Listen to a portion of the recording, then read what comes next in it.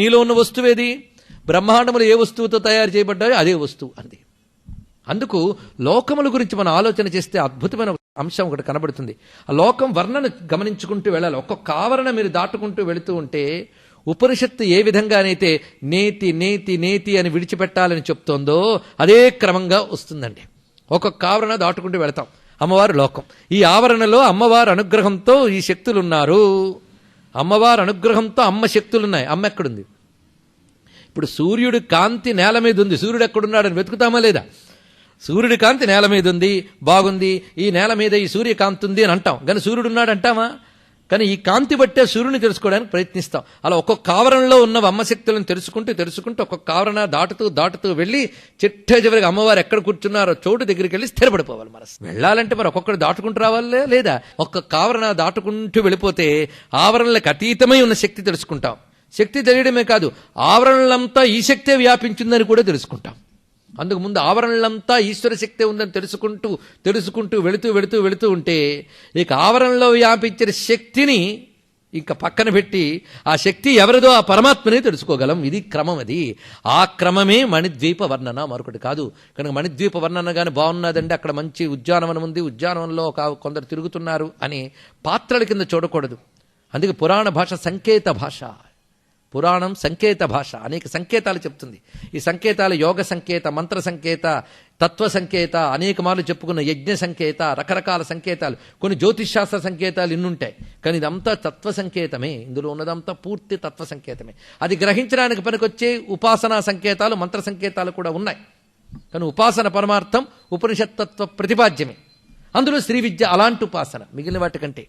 అందుకే ఇక్కడ ఒక్కొక్కటి ఆవరణలు చేసుకుంటూ ఉంటే 25 ఆవరణలు దాటుట అనేటప్పుడు కాస్త సాంఖ్యంతో పరిచయం ఉంటే 25 ఆవరణలు దాటడం అంటే ఏంటో తెలిసిపోతుంది. 25 ఆవరణలు కలుపుకొని ఒకే లోకం అని చెప్తున్నాం కదా, ఆ లోకం ఎక్కడుంది? ఇప్పుడు మన శరీరం 25 ఆవరణలతోనే ఉన్నది. బయట ప్రపంచం అది 25 ఆవరణలతోనే ఉన్నది. 25 ఆవరణలు ఎవరి లోకం? అమ్మవారి లోకమే కదా. అంటే అమ్మవారి లోకం ఏదో ఉందా? ఈ లోకం అమ్మవారి లోకం కాదా?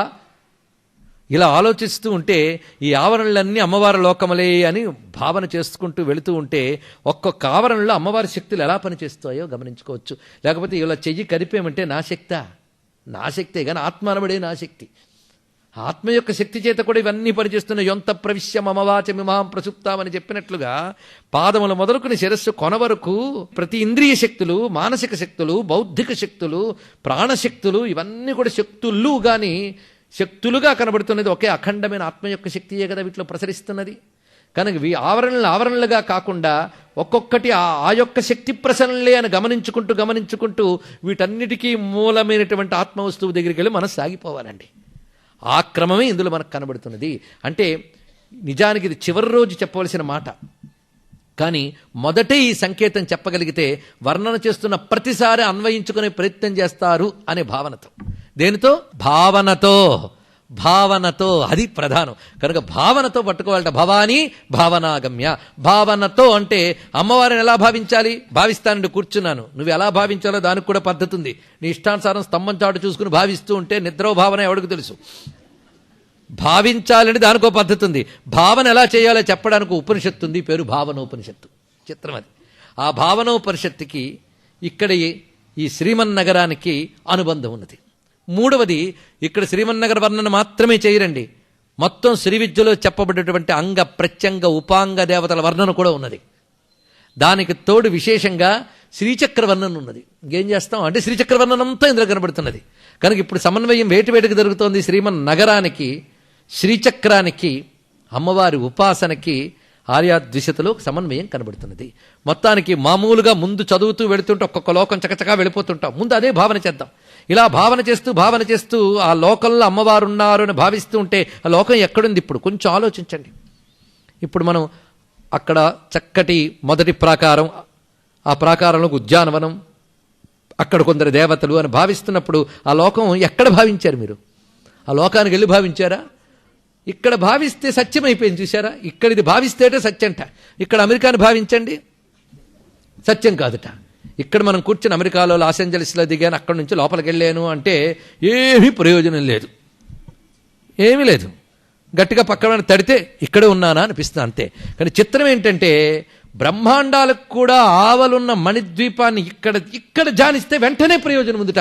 ఆశ్చర్యం ఏంటండి, ఇక్కడ నీ భూమి యందున్న ఒక ఊరిని ధ్యానిస్తేనే నీకు ప్రయోజనం లేదే, బ్రహ్మాండాలకు కావాలన్నటువంటి ఒక దివ్యధామాన్ని ఇక్కడ ధ్యానిస్తే ప్రయోజనం ఉందని చెప్తున్నారంటే అర్థం ఏంటి? బ్రహ్మాండాలు కావాలన్నది అంటే నీ ఉపాధులన్నిటికీ అతీతంగా ఉంటూ నీ ఉపాధుల్ని ప్రకాశింపజేస్తున్న చైతన్యమే బ్రహ్మాండాలు కావాలన్నదయ్యా, అది దీనిలో చెప్పబడుతున్నది అని అన్వయం ఉంది. అది ఇక్కడ లేకపోతే ఇప్పుడే ఫలితం ఎందుకు వచ్చింది? కానీ ఇది బ్రహ్మాండాలు కావాలన్నది కాదు, ఇక్కడే ఉన్నది. చిత్రం ఏంటంటే మన హైందవ తత్వంలో గొప్ప విషయం ఏంటంటే, ఈ బ్రహ్మాండాలు కావాలంటూ బ్రహ్మాది దేవతలకు కూడా అందని ఏ మహావస్తువు ఉందో ఆ వస్తువు నీ హృదయంలోనే ఉందయ్యా అని చెప్తారు. ఎంత అద్భుతమైన విషయం! అందుకే తద్దూరే తద్వదంతికే, అది ఇక్కడ చెప్పారు. తద్వంతికే, అదే దూరం ఉన్నది, అదే దగ్గరున్నది, ఇంతకంటే ఇంకేం కావాలి? అందుకే ఎంత దూరంగా మనం తీసుకుపోతుందండి. అందుకే కవిత్వానికి ఉన్న గొప్ప శక్తి ఏమిటంటే, వర్ణించడంలో సమర్థత ఉన్నవాడు వర్ణిస్తూ ఉంటే మనల్ని ఎక్కడుంటూనే అలా తీసుకుపోగలడు. తీసుకెళ్తే మీరు వెళ్ళారు ఎయిర్పోర్ట్ దగ్గరికి, ఫ్లైట్ ఎక్కారు, అక్కడ నుంచి అమెరికా దిగారంటే క్షణంలో దిగినట్టు అనిపించేస్తుంది. అది వర్ణనలో ఉన్నటువంటి గొప్పతనం. అయితే అసత్యాన్ని వర్ణించి సత్యమనే భ్రాంతి కలిగించడం కంటే సత్యాన్నే మనకు అర్థమైన భాషలో చెప్పి అనుభూతి కలిగించడం ఎంత గొప్ప విషయం, అది ఇక్కడ కనబడుతున్నటువంటి అందమైన అంశం. అందుకే ఇది వర్ణనా దృష్టి కాదు, భావనా దృష్టిలోకి వెళ్ళిపోవాలి. అది సాధనా దృష్టితో స్వీకరిస్తే అది చిట్ట చివరికి సిద్ధదశగా మనకు అన్వయిస్తున్నది. చిత్రం ఏంటంటే, ఈ లోకాన్నే భావిస్తూ అమాయకంగా మణిద్వీపం ఒక లోకం ఉంది, అక్కడ అమ్మవారు అద్భుతంగా ప్రకాశిస్తున్నారు, ఆ తల్లి ఆ లోకంలో ఉంటూ ఇన్ని లోకాలని నడుపుతోంది అని భక్తిగా అనుకుంటూ ఉంటే అది మంచిదే. ఇలాగే ఎప్పుడు ప్రేమగా అమాయకంగా భక్తిగా ఉన్నాడనుకోండి, వాడు క్రమక్రమంగా ఈ లౌకిక విషయాలు వాంఛించకుండా ఆలోకమే భావన చేస్తూ అమ్మయందే భక్తి కలిగి నిరంతరం ప్రతి ఆవరణలో ఉన్నది అమ్మ శక్తులే అంటూ వాళ్ళందరికీ నమస్కారం చేసుకుంటూ నిరంతరం ఇదే చింతన చేస్తూ ఉంటే వాడి క్రమంగా అమ్మ ఈ జీవితం పూర్తి కాక ముందే నువ్వు వర్ణించిందంతా నీలోనే ఉన్నాయి నాయనా, అవి నీలో 25 తత్వాల 25 ఆవరణలు, 25 తత్వాలకి చైతన్యాన్ని ఇచ్చిన నేనే వీటికి అతీతంగా కూడా ఉన్నాను అని ఆత్మజ్ఞానాన్ని ఇస్తుందట. దేవి భాగవత వాక్యం ఇది. ఆ ఆత్మజ్ఞానం ఒకవేళ పొందకుండానే ఆయువైపోయింది అనుకోండి, అంటే మన మణిద్వీపాన్నో లేదా శ్రీమన్నగరానో భావన చేస్తూ అమ్మపై భక్తితో ఉంటూ లౌకిక విషయం లేదు కోరుకోకుండా, అది మళ్ళీ అలాగే ప్రేమగా ఉంటూ లోకభావన చేస్తూ అమ్మపై భక్తిగా ఉన్నాం అనుకోండి, ఇది ఇంకా మంచిదే. అంతేగాని ఇవాళ మణిద్వీప పన్నని చేశాను కనుక రేపు మా అబ్బాయికి ఉద్యోగం వచ్చేస్తుందా అంటే వస్తుంది, కానీ ముక్తి భక్తి మాత్రం ప్రశ్నార్థకమే. రాదని కాదు, మళ్ళీ ఎన్నో జన్మలెత్తాలి, అప్పటికో వస్తుంది. ఎందుకంటే మంచి పని చేసాం కనుక అది పుణ్యమైపోతుంది, తర్వాత పుణ్య జన్మలకి హేతు అవుతుంది. అందుకే నిరుత్సాహపరచడం కాదు, భావన లేకపోయినా భక్తి లేకపోయినా ఇవి చదవాల్సిందే. అందుకని అలాగూ భక్తి లేకపోతే ఫలించదురండి అందుకు వదిలేశాను అనడం కాదు. ఇక్కడ ముందు ఏదో ఒకటి చదువుతూ భక్తి లేకపోయినా ప్రేమగా మనకున్నది లోకం కొంత భగవంతుడు కొంత అంటూ వెళుతూ ఉంటే క్రమంగా తర్వాతైనా పుణ్యజన్మలు వచ్చి అప్పుడైనా మనకి భక్తి వచ్చే అవకాశం ఉంది. అలా కాకుండా అదృష్టవశాత్తు గత జన్మల పుణ్య విశేషం చేత ఇది వింటున్నంతసేపు ఆలవకాన్న భావిస్తూ ప్రేమగా ఎప్పుడు అదే చింతన చేసుకున్నాం అనుకోండి, అమ్మ మరణం లోపలే మనకి కర్మక్షయం అయిందని గ్రహించుకుని ఆ తల్లి ఇక్కడే మనకు బ్రహ్మజ్ఞానం ఇవ్వవచ్చు, ఇవ్వవచ్చు. లేని పక్షంలో ఏం చేస్తుందో చెప్తున్నారు. ఈ లోకాన్ని భావిస్తూ భావిస్తూ భావిస్తూ శరీరం త్యజించినట్లయితే, అంటే ప్రారబ్ధవశాత్తు ఆయువు పూర్తి అయిపోతే వాడిని తీసుకువెళ్ళి ఆ శ్రీమన్నగరంలో పెడుతుందిట. అలాంటి భక్తులు ఏ ప్రకారానికి వెళ్తారు, అక్కడికి వెళ్ళి కూర్చొని అమ్మనే ధ్యానిస్తూ అమ్మనే ఉపాసిస్తూ ఉంటారట. అలా ఉంటే వాడికి ఈ పుణ్య విశేషించి అక్కడ దివ్యలోకానుభవం పూర్తయి అమ్మవారు అతడికి తన యందు ఐక్యం చేసి ఆ సాయుధ్య ముక్తినిస్తుంది. అంటే బ్రహ్మసూత్రాదులు చెప్తున్నటువంటి సగుణ బ్రహ్మలోక ప్రాప్తియే ఇది తెలుసుకోవాల్సినది. కనుక ఇక్కడ చెప్పిన మణిద్వీప వర్ణన సగుణ బ్రహ్మలోకము, క్రమముక్తి, ఇది తెలుసుకోవాల్సింది. ఇది ముక్తే, ఇది క్రమముక్తి, ఎప్పటికైనా మోక్షం లభిస్తున్నది. ఇక జీవన్ముక్తి అనే అవస్థ ఇది బాగా చేస్తే అదృష్టవశాత్తు ఇక్కడే లభించవచ్చు. ఇది మొత్తం మనకు ఉపోద్ఘాతంగా గ్రహించవలసింది. ఇప్పుడు మనకు క్రమంగా ఇదంతా మణిద్వీప వర్ణన లేదా శ్రీమన్నగర వర్ణన, శ్రీచక్ర వర్ణన, అంతేకాదు ఆయా ప్రధానమైనటువంటి అమ్మవారి యొక్క పరివార దేవతల వర్ణన, ఇదంతా చేసిన తర్వాత సాక్షాత్ అమ్మవారి వర్ణన. ఏ వర్ణనతో మన హృదయం అక్కడ ఆగిపోవాలో అక్కడ చెప్పేశాడు. కానీ ఇవన్నీ దాటి అక్కడ ఆగిపోతున్నాం. అది మళ్ళీ కిందకి దిగిపోతుంది మనస్సు, రేపు మళ్ళీ వర్ణంతో మొదలు పెట్టుకొని మళ్ళీ తీసుకెళ్తూ ఉండాలి. ఇది అభ్యాసం చేస్తే జీవుడికి క్రమక్రమంగా పాపక్షయం జరిగి ఆ తల్లి యొక్క స్వాత్మైవ దేవతా ప్రోక్త లలిత విశ్వవిగ్రహాన్ని స్థితి మనకు లభిస్తున్నది. ప్రారంభ శ్లోకం. వందే గజేంద్రవదనం వామాంకారూఢ వల్లభాశ్లిష్టం కుంకుమ పరాగశోణం కువలయనీ జార కోరకాపీడం. ముందుగా నమస్కరించుకుంటున్నారు ఎవరిని? గణపతిని. అయితే ఇది శ్రీ విద్యా సంప్రదాయం గనక శ్రీ విద్యా గణపతిని నమస్కారం చేసుకుంటున్నారు. మొట్టమొదట శ్రీ విద్యా గణపతికి మహాగణపతి, వల్లభ గణపతి అని పేరు. వందే గజేంద్రవదనం వామాంకారూఢ వల్లభాశ్లిష్టం కుంకుమ పరాగశోణం కువలయనీ జార కోరకాపీడం. ఇది వివరిస్తున్నారు ఇక్కడ.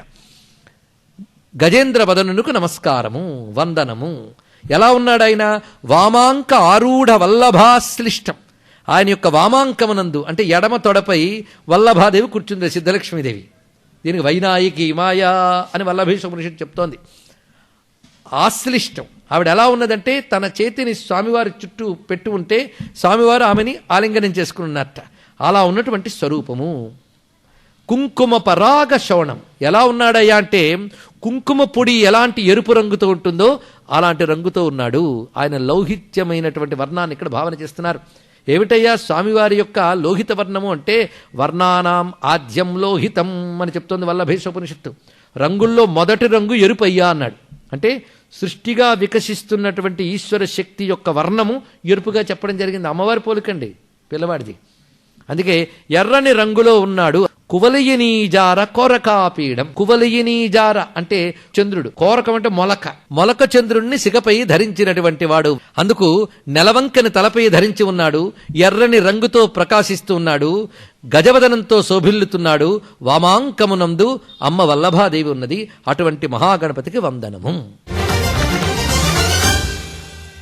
మీ అభిప్రాయాలను, సూచనలను మాకు తెలియజేయాల్సిన చిరునామా భక్తి TV, care of Rachana television private limited, road number 92, Jubilee hills, Hyderabad 5,96,000.